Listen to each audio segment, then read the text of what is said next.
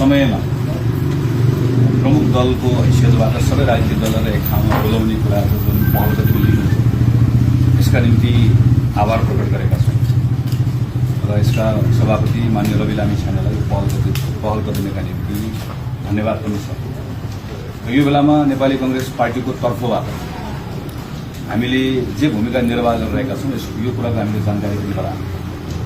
हामीले धार्मिक सहिष्णुता र सामाजिक सद्भाव नेपाली समाजको अन्तर्निहित शक्ति हो, यो कसैले वरदान दिएको होइन।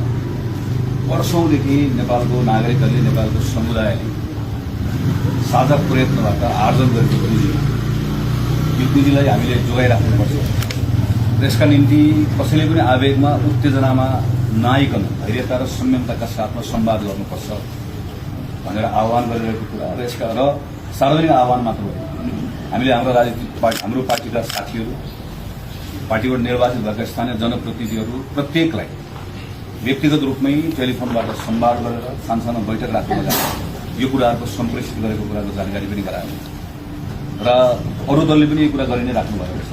हामी आफ्नो दलले गरेको प्रयत्नलाई साझा प्रयत्न गरौँ र आज हामीले सामूहिक रूपमा यहाँबाट सबै नागरिकहरूलाई, सबै स्थानीय राजनीतिक कर्मीहरूलाई, प्रशासनलाई, प्रेसलाई सबैलाई आह्वान गरौँ, एउटा हाम्रो पार्टीको तर्फबाट यो धारणा राखेका छौँ। र यो क्रममा तल्लो तहमा सुनसरी लगायतका अरू प्रभावित जिल्लाहरूमा पनि यसै गरिकन सर्वदलीय प्रयासहरू गर्छौँ र कतिपय जिल्लाहरूमा जहाँ यी घटनाहरू पुरानो हाम्रो अनुभवहरू छ, कतिपय ठाउँमा अवांछित गतिविधिहरू हुन सक्ने सम्भावना छ, ती ठाउँहरूमा पनि घटनाहरू घट्छ भने नकुरो त्योभन्दा पहिले प्रोएक्टिभली प्रयासहरू गरौँ र यसका निम्ति नेपाली कांग्रेस पार्टीको तर्फबाट हाम्रो भूमिका हामी निर्वाह गर्छौँ भनेका छौँ। र एउटा अर्को प्रश्न चाहिँ मान्य सभापति मार्फतबाट हामीले सरकारलाई पनि राखेका छौँ। हाम्रो प्रश्न के रह्यो भने यतिखेर सरकार के गर्दैछ, सरकार कहाँ छ? सरकार केवल बन्दुकको गोलीमा र लाठीमा मात्र भेटिनु र सरकार स्ट्याटसमा मात्र सीमित रहनु। सरकार भनेको अभिभावक मात्र होइन, सरकार लिडर पनि।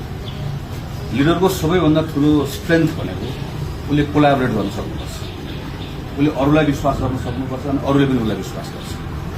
यो बेलामा हामीले अपेक्षा गर्ने कुरा भने यतिखेर त प्रधानमन्त्रीले तत्कालै सर्वदलीय बैठक बोलाउने हो, प्रधानमन्त्रीले राष्ट्रपतिसँग भेट्ने हो, प्रधानमन्त्रीले प्रदेशको सरकारसँग संवाद गर्ने हो, तल त्यत्रा स्थानीय सरकारहरू छन् उनीहरूसँग संवाद गर्ने हो र तत्कालै आफूले गरेका प्रयासहरूको बारेमा पनि बताउने हो र सँगसँगै सबैको एउटा साझा प्रयासका निम्ति एउटा आधार पनि निर्माण गर्ने।